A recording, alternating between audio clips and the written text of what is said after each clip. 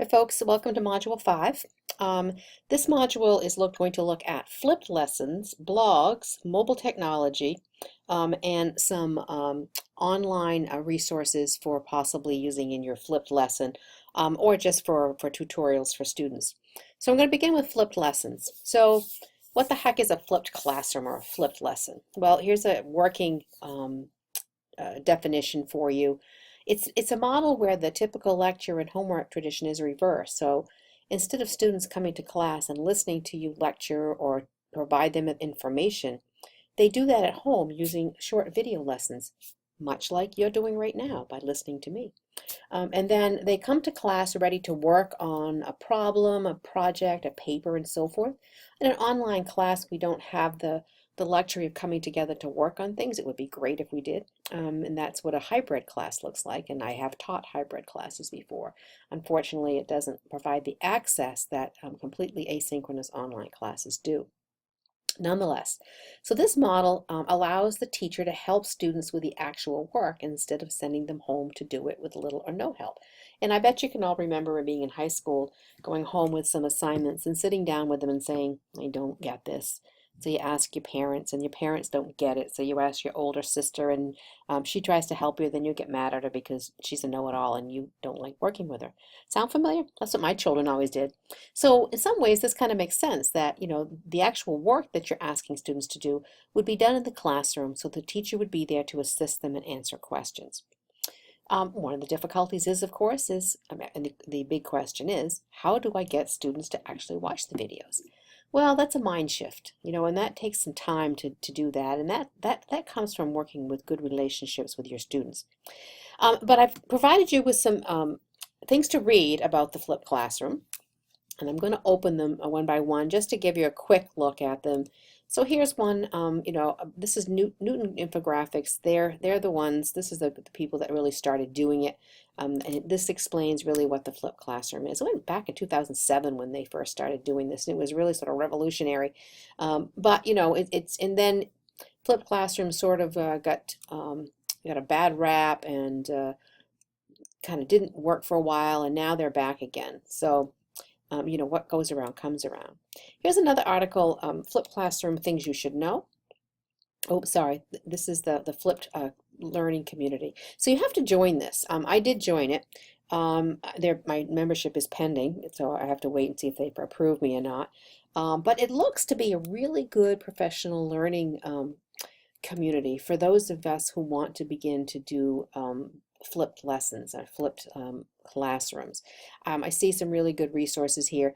I have to wait to be approved before I can look at it all, but there's some great videos that I've seen here. So this is a resource for you. If you'd like to join this community, that might be something you would enjoy doing. Okay, so, and I think I'm at a double. Let me see if I did it. Yep, I did. So I have to go back and relink that. I apologize. So I will get you the other link for this one here, the things you should know. I apologize for that. So there's just 3 things for you to read and look at to sort of get your head wrapped around what a flipped lesson or flipped classroom looks like. I've given you some tools for flipping the classroom.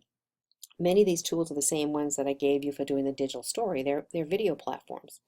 These first 3 are iPad applications. So if you don't have an iPad or an iPhone, you can use these on an iPhone. They won't be of much use to you, but they really are a great iPad applications. And you can explore them in your web browser if you don't have an iPad and see what they're all about. My favorite is Explain Everything. It costs $2.99. The other ones are free. This one is often preloaded on iPads for school. It's not only good for teachers to create videos, it's also good for students for demonstrating learning. You can do an awful lot with it. You can import documents, you can import pictures, you can do video, audio, you can actually write on it. It's a whiteboard, so you can write on it with a stylus. I've used it quite a bit for videos for my courses. My iPad has been acting up lately, so I haven't been using it, but it is a really, really good application. Now, EduCreations is another, just a screencast. It's a whiteboard as well that you can actually draw on. For all you math people, these are great because you can actually work the problems as if you were on a whiteboard in your classroom. Nomia is a great iPad application. It has a library of lessons. You can look at those lessons and explore them and see how others have used the Nomia application to create these lessons. The Nomia Pro, it costs a little bit more, that is specifically for teachers, but the Nomia free version works well too. Screen-O-Matic is one I've given you before. That's what I'm using right now. It's sort of now become my go-to screencast. It just records everything on my screen. So whatever I pull into this little box that's on my screen, you'll see it. And because I have the Pro version, I can put my picture down in the corner. I elected not to do that this time for this particular screencast because I didn't want to obstruct any of the text, but you've seen the ones I've done with my picture down on the right hand side. So, so this is a free application. It works really, really great. Again, if you want your picture, you want to be able to use your webcam and your screen cast at the same time, you have to pay for the Pro version. It's $15 a year. It's well worth it to me. Cam Studio is a free video tool. It has a little more bells and whistles and allows you to edit your videos. Camtasia is the paid version of that, and that gives you even more bells and whistles. Jing is a really great little tool. It's audio only. It captures your screen and your voice, and it only gives you 5 minutes. So if you want to do a really quick audio, this is the one to do it because it cuts you off after 5 minutes. And then I've also given you here a link for presentation tools, okay? And if you go here, these are just some of the ways that you can create presentations that you might use with your teaching, either as, on a flipped classroom or even in the classroom itself. You see here that Explain Everything shows up. It's a very popular one. Animoto you've used before. Prezi you know about. Educreations is one that I had linked separately. ScreenChomp is one I've used before too. It's another simple whiteboard that you just capture your screen and you can write on it with a stylus. Show Me is one my students have used before, and that works really well. Again, it's just a interactive whiteboard. So these are all presentation tools for teaching that I invite you to take a look at. So this week, I'm asking you to create a flipped lesson for your unit plan. It can be whatever lesson you want. It could be a series of lessons. The flipped lesson might be on introducing students to the web quest, so when they come to class, they're all ready to begin the web quest. It might be a tutorial on creating a storyboard, and then for their digital story, and then they come to class ready to do their storyboard. It might be anything else. It doesn't have to be for the digital story or the web quest. It can be for any lesson in your particular unit of study. You can create your own. I'd like you to create your own video using a platform of your choice. In the next little section of this lecture, I'm going to show you where you can actually get videos to use. But for this assignment, I want you to do your own. I want you to get familiar with it. If you have a platform you'd like to use, please do so. iMovie works great if you want to use it. It's very sophisticated. I think the learning curve is a little much for it, but you can give it a shot. You can upload these to YouTube if you want to, or you can just use the MP4 and provide that. I tend to use YouTube because it's universal and it's easy to open them up. If you use something like Nomia, they have their own platform, and you can just provide the link there. Jing and Cam Studio, they have a hosting site where they will keep so many of your audios and videos, and you can just provide the link to it. So experiment with those and see what works best for you. Remember, think about your students. How will they best access your flipped lesson? You don't want to make it difficult for them. So you want I wouldn't say the easiest, but the most accessible way for your students to get to your videos, okay? All right, so that's flipped lessons, and you're going to have some time to explore that in these next 2 weeks. Now, here I say you don't have to reinvent the wheel when it comes to flipped lessons, because sometimes you can get a tutorial from a website, and you can. I just don't want you to do it this time. Most of you know about Khan Academy. If you don't, you should become familiar with it. Khan Academy has the flipped lessons, for everybody. Let me get signed in here. All right. So I created a class on Khan Academy, but I decided not to share it with you. It's just one more thing that you have to log into, and we can look at the resources without you doing that. So when you look at the subjects, most people use this for math, and it's really good for math. That was one of the first things that Khan Academy put out there. But look at all these different things you can do. I mean, there's all kinds of stuff here. If we look at this, science, economics and finance, arts and humanities, computing. Next module, I'm going to introduce you to a little bit of computer science, an hour of code. So you might want to preview that. I'm not going to ask you to code anything, but I want you to think about what it might be like to help students to think about that. This is brand new. Test prep for the new SAT that's coming out in March. So I can imagine a lot of high schools will want to be using this. And let's just look at it to see what it looks like. So let's look at, let's look at reading and writing. And here we are, okay? Here are some of the working examples of what might be in here. Notice the new SAT has content area reading, reading science, reading literature, reading history and social studies, reading social science. Let's look at social science. So what we have here is a little video that is how-to in reading social studies and gives pointers on how to work through this part of the SAT. Khan Academy is a great resource, okay? It may be that you assign your students to watch certain videos. So say you're in 8th grade math, okay? And this is just, so it's giving you some warm-ups here. That's not really what I want to do, but nonetheless, we'll go back over here and we'll go back to math again. All right. Look at early math. We'll just take a look at that. All right.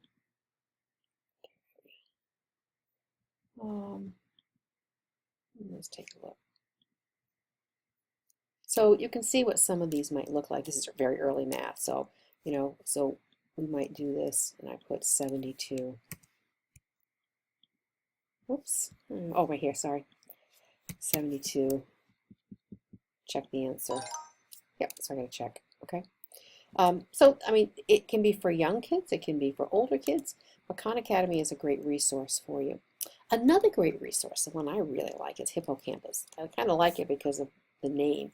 If you don't know, hippocampus is a part of your brain, but, they've a play on words here of hippo, that's their motto, campus, meaning school, so it's kind of neat. But again, there's all kinds of subjects that you can look at. Let's look at sociology, just for the heck of it. And see what we have here. We have a presentation, our social world. Let's look at the discipline of sociology. So it loads a video, and it's loading as we talk. And once it's loaded, you can watch the video, and they're quite short. They're not terribly long. This one is, let's see if I can tell how long it is. If I click on it, I probably can.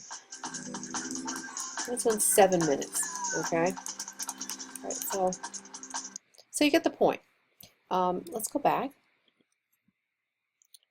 And again, I'm going to pick on math because I don't know why I'm not getting there. I'll just browse the topics again. Not letting me do that. We'll do it this way then. All right. Let's look at geometry. So you notice here we have a collection. We have an open course. We have developmental math. We have geometry. And notice where they come from. Phoenix College collection. So these come from all over the place. Points, lines, and planes. Loading the video. So if you're teaching students and they need some tutorials, this is a great place to go. All right. And again, the videos are quite short. Let's see how this one is. This one's 8 minutes. Lines, and planes. Okay. So they're not hour-long lectures that your students would look at. So I invite you to explore the Hippocampus site. It's got some great stuff. For those of you preparing for Praxis, you may want to use Khan Academy and Hippocampus, to help you think about some of those test-taking skills. Doing that SAT prep would really support your work with Praxis. PBS Learning is great. It's by grade and subject. You can see, again, you can get all kinds of neat stuff in terms of videos. And I'm not going to go through that, but you can explore that on your own. Okay. And then I want to talk a little bit about teaching with mobile tech. Okay, we are a mobile society. We have our iPhones and our Androids and our iPads and our tablets, and we need to think about how we can use this for our students. So I've given you a link to, I belong to ASCD, and I get a journal every month called Educational Leadership. It's a very rich journal. I love it. Um, I'm a member, so I can get to all these articles, but since you're not a member, some of these are locked down. But the ones that don't have a lock after them are open to you, and I invite you to read them because they're not long, they're not real, they're not hard to read, they're not like research reports. And they just really will help you. How to transform teaching with tablets. Think of all the iPads that are in schools today, and how can we use them well. 5 tips for managing mobile devices, another great one. What's behind bad behavior on the web, another great one. And then you get down here, there's some more free ones as well. So take some time with this. It really, really is a good edition of this particular magazine. And this one I could spend all day long on. And this is apps list for education. Again, you can click on what you want. Here's one on flipped classroom, and we open that for resources. I invite you, to look at these resources. There's some great ones here. It's taking a minute to open. Okay, so we've got videos. We've got all of these are linked articles for you to read using iTunes U. If you haven't used iTunes U, it's a great resource. I'm not going to go into that here. It's just too much for one class to ask you to do that, but do investigate iTunes U if you haven't used it before. There's some great stuff there, and here are some other resources as well. If we go back up here again to the flipped classroom and ask for apps, see what we find for creating. Okay, for creating flipped classrooms, taking a second to open. Here you go, another list of great applications. Again, they're for iPads. This is an Apple product, an Apple website, but I still think it's worthwhile looking at because iPads are really becoming prevalent in our schools, especially in the younger grades. Sharing and finding, so again, for sharing videos, for finding videos, for using video. See, again, Khan Academy shows up in all of these. You'll notice that you have a lot of these you already know about. Schoology, you know about TED Talks, you know about Twitter and YouTube. All right, so that one, spend some time with that as well. And then remember that one aspect of your course management site should be some sort of a collaborative tool. Many of you, or most of you, chose a CMS where that's built in, but you may want to think about blogging as well. So I've given you a couple of links here for blogging and for basics of blogging. This Edutopia article is quite good, and it gives you some objectives, how to use it, what are some of the downfalls, so it's pretty comprehensive. And then this one, how to use, is more of a nuts and bolts, how to use it. And you've got some video here, you've got some definition, why, and so forth, and some possibilities. Okay, kidsblog.com is great for younger students. EduBlog is a great one as well. Blogger, which comes with your Google application, is another good one. And then here are some expectations that you might want to think about for blogging in your classroom. And then the other thing you want to think about blogging for is for yourself. There's a lot of teachers who blog, and this website will give you some of the top blogs for teachers that you may want to read, bookmark and read. There are some blogs that I read quite regularly. Diane Rabbit's is one of them. But these are all blogs that you can read that belong to teachers that have a lot to say about a lot of things in education. So think about using blogs for your own professional development, your own professional learning. All right, so that's the meat of this week. Okay, so flipped lesson, looking at the web tutorials, looking at teaching with mobile tech, looking at blogging, giving you a discussion forum about flipped lessons, 2 more articles to read, asking you to discuss this, and then I want you to do your scope and sequence for your web quest if you haven't already done that. Some people already did it for the last assignment. So please construct the scope and sequence for introducing your web quest and teaching students what it is, how to use it, and what product will be the result of their web quest. I want to see all 3 of those things in the scope and sequence. A scope and sequence introduces the project, teaches students how to use it, and helps them know what the purpose is. All right. So your scope and sequence for web quest. A lot of you used your web quest as part of your scope and sequence for the digital story because the web quest was going to be what students did to get the research, and the information to create their digital story. That's fine. But you still have to teach students how to use the web quest. So I want to see the scope and sequence for teaching them about the web quest. The revised digital story. I told you you'd have some time to work on it and think about it, and you have. Now it's time. It's time to finalize your digital story model for a grade. This is the first thing that's going to be graded, aside from the discussion forums. Like I said, you knew grading had to come, right? Use the feedback I provided you, okay? Make sure that you are using audio, video, and music background, okay? Some sort of music in the background, some sort of something, okay? A simple Prezi or a presentation is not enough. That's not a digital story. That's a presentation. Here is the rubric that I'll use. There are 10 points to it that I want you to look at. Actually, I'll open it up so you can actually see it. So, is there a purpose? Is it clear? Is the point of view developed and contribute to the meaning of the story? Is a dramatic question being asked and answered? Okay, remember that's the point of a digital story, is to, sort of provide information about something. The choice of content is, does it create a distinct atmosphere? Does it match the different points? Do the images communicate symbolism and or metaphors? Is your voice clear and consistently audible throughout?